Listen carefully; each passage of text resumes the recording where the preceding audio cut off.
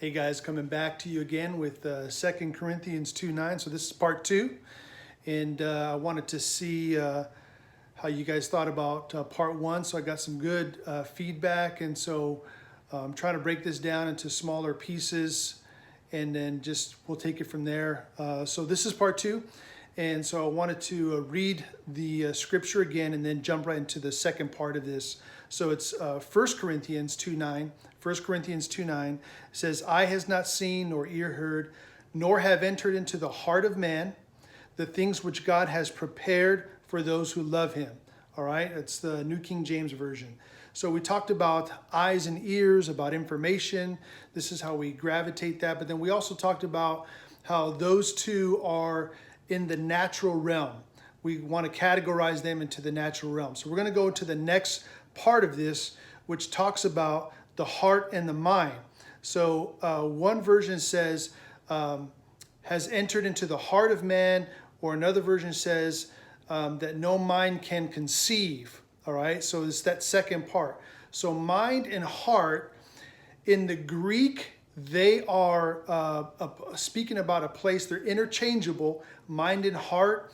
Those two words in many instances with the Greek language, and they're talking about the place where we carry and where our emotions and passions, when those items there are where they're seated, where they're carried, where they're housed, all right? So we're talking about our passion, our emotion, our drive, our intuition, all those different things.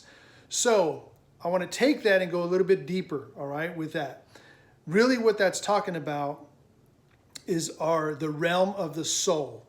All right, the soulish realm, of some would describe it, the soulish realm, which is this. That is even broken down into a more specific category, or three main distinguishing items of the soul.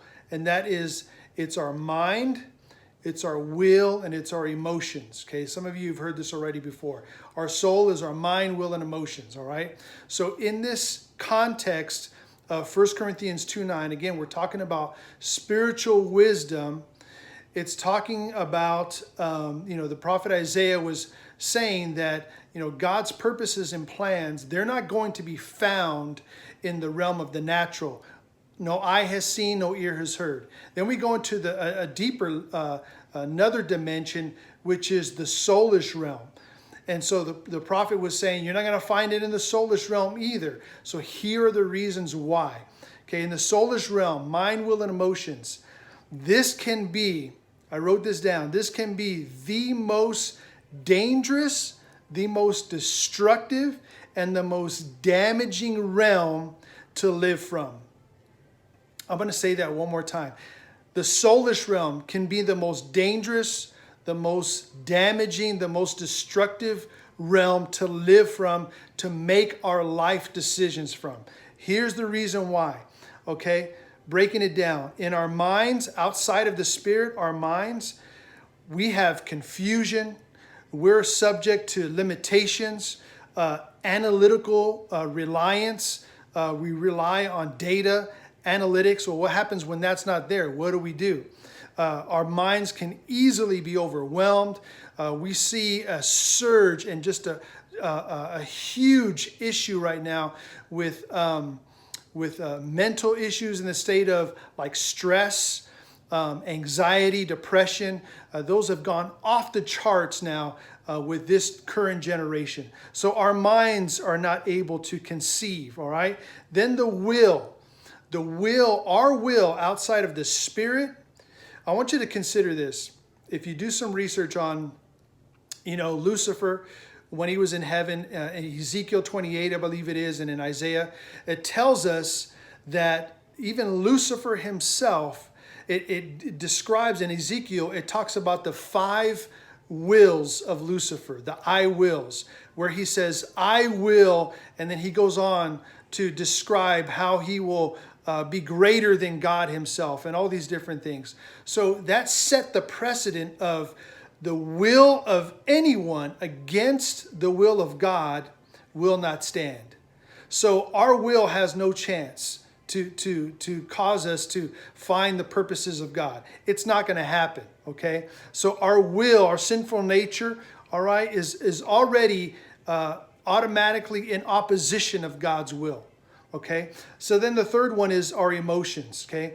Emotional decisions lead to most, watch this, I wrote this down, lead to most addiction, lead to most failure, lead to most disappointment, broken relationships, self-destructive behavior, etc., etc., etc. If you are making long-term decisions based on short-term emotions, get ready for destruction and havoc to take place in your life.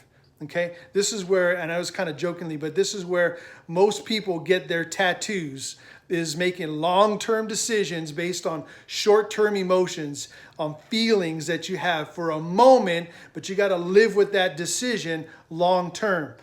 See, God's divine purpose, listen to this now, God's divine purpose for you will never be found in the soulish realm. It'll never be found there in the soulish realm. Our mind, will, and emotions are going to take us all over the place outside of God's perfect will, okay? And I added this, and I'll finish with this. I added this about this part about our mind, will, and emotions, and just our soulish realm. The most dangerous preaching, I'm talking to ministers now, the most dangerous preaching right now, today, is preaching that is of the soulish realm. It only feeds to the emotions of the saints and never matures them, equipping them for the work of the ministry. Ephesians 4:11 and 12. Soulish preaching is the most damaging, the most destructive type of preaching and equipping that we have right now. We need to stop. We need to get away from it. We need to go back to Scripture and the pattern that God has laid out for us. So, recap real quick. No eye has seen, no ear has heard, neither has entered in the heart of man, or no mind can conceive the plans that God has given us. But I'm going to go to part 3, come back with you a little bit later on part 3, and we'll get to the exclamation point of this all, but I want you to just consider those 2 parts right now, and then we'll come back and finish the rest. All right, thank you guys.